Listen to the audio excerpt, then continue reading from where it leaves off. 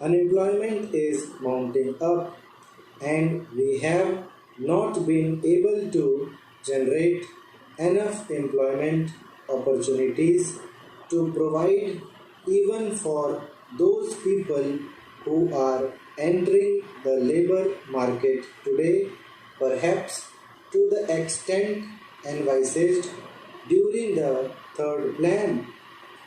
The point that I want to make is that it is not quite justifiable to take only one aspect of the third plan period, namely the exigencies of capital mobilization, out of the context of the general economic situation in the country.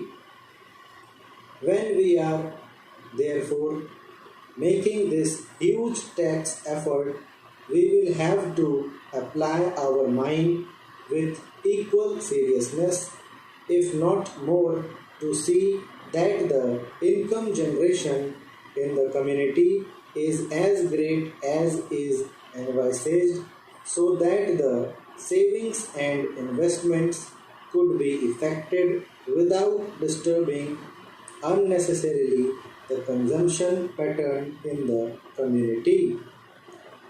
Whenever there is any tax on corporations, this cry is raised, and this cry is always belied by what the industrialists themselves have claimed to be the sensitive barometer to find out the climate for capital formation.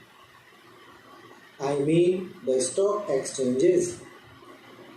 This time the stock exchanges have reacted quite favorably to the budget proposals as a whole, which clearly shows that whatever else may be the merit of the present budget proposals, it is certainly not anti-capital. Last year also the stock markets boomed up after the taxation proposals were announced. This time, though they were a little hesitant at first, ultimately I think they have realized that there is nothing wrong with the taxation proposals, and they are now merrily mounting up. This is quite natural because there are so many benefits and advantages in our economy today that it is not difficult for the corporate sector to absorb a small rise of 5% in the corporation tax, which has been proposed by the Honorable Finance Minister.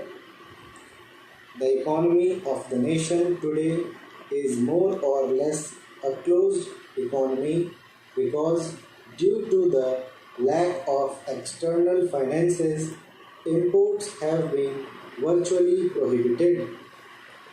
There is a lot of planning in the country which makes risk bearing rather unlikely, and because of the regulation of the economy, internal competition is also not very great. The risk bearing capacity, which is claimed by the industrialists, really forgetting large profits and large yields on their investment, is almost non existent in our economy today. Our markets are expanding very fast, and the money generated is much more than the production of commodities, with the result that there are shortages is almost every commodity. It should not be difficult for the industrialists to absorb the small rise of 5% in the corporate tax.